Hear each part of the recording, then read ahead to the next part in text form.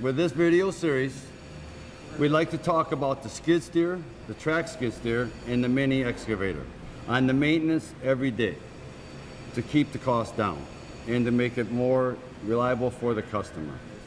When we come out on a job, the first things we should do, look the machine over, make sure there is nothing laying around the machine.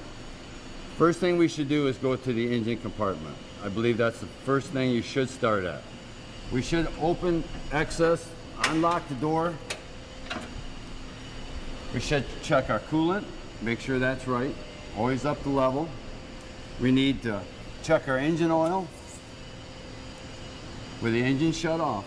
We need that, making sure it's up to the full mark. We'll release the radiator to open up the engine compartment.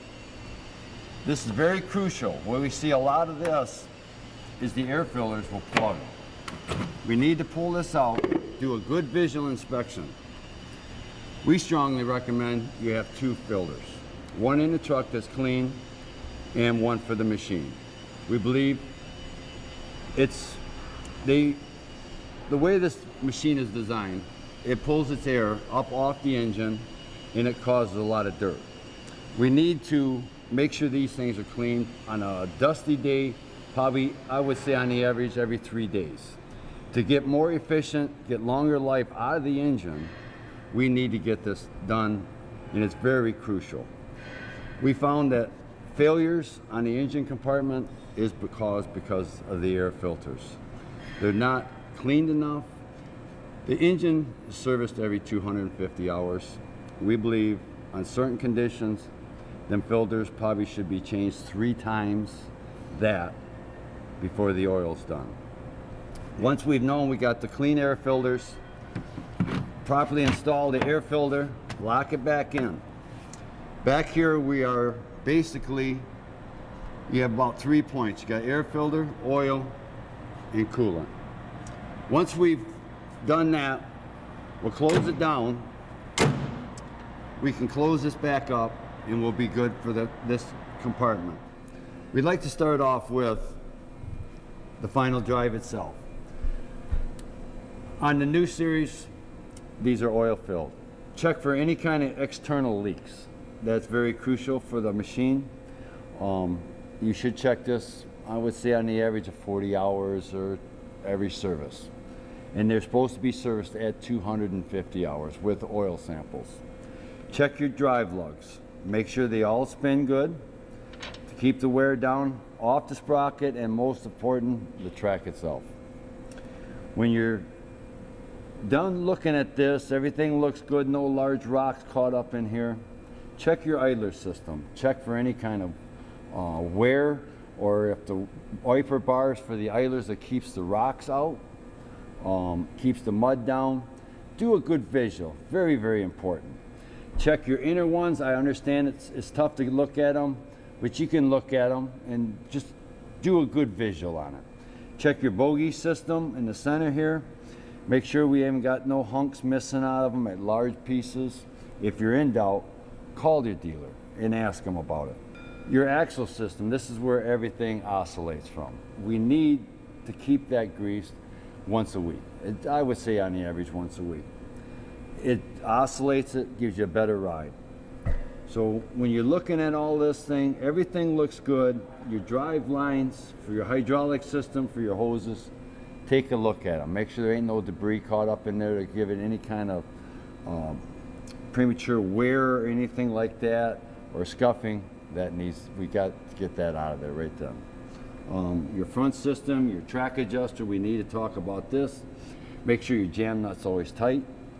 Do a good visual, make sure your bolt, your pins are still secure, to make sure that this don't come out to cause a serious track failure. And while you're looking at it, check your front idlers. You've got wiper bars in here. Make sure there's no damages, no rocks caught up in there. And I would check it at least once a day, every morning or every night, depending on the conditions you're in. When we come in the front end of the machine, check your coupler system. Make sure everything is working properly. You got, on this case right here, this is a hydraulic quick coupler. It's all done inside the cab. But when we have the manual couplers, make sure your handles are free. And always, when you lock into an attachment, make sure when you're locked in, when you get back in the cab, you always put pressure on the tip of the bucket to make sure that it's locked on there for the safety of your co-workers and yourself. That is very, very important on these. After we get done with a coupler, we should check the hydraulic oil. And that hydraulic oil should be checked twice a day.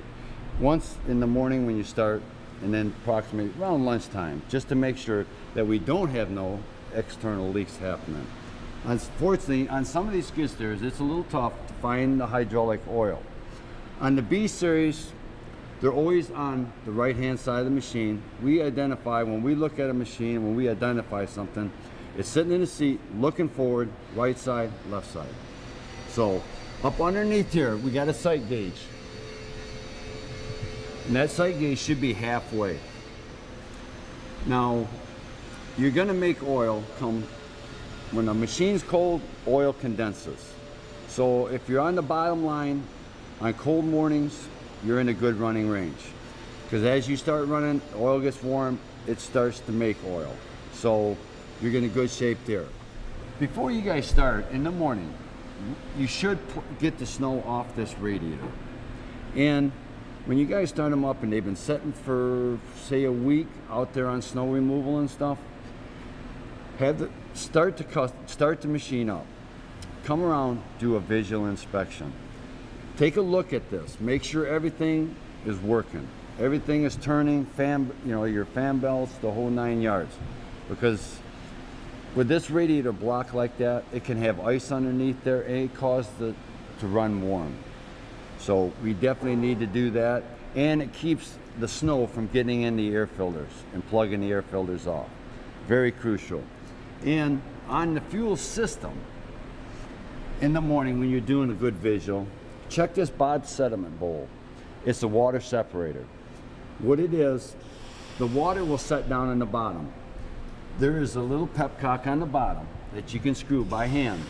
And there's a drain hose that runs out. If you would like, put a pail underneath there. And if there's any water in there, just crack it open. You'll see it drop down, then close it. Then you won't have the fuel freeze-ups that a lot of customers have and cause a lot of downtime. Greasing the machine, I know certain people do it at a certain time. Wintertime, we recommend it. Do it after the shift while the machine is warm. It takes grease a lot better. And it's very crucial to grease these things. The way they're designed, that grease is very, very important. That's where we get so much failure at right now. So that's something that we need to do. Check your hydraulic auxiliary circuit. Make sure we ain't got no external leaks leaking out of the machine. We need to check your electric for your attachments. Make sure this hasn't been damaged through the day. So if there is something to happen, you can get a hold of your cat dealer to find out, what you have to do to repair this thing.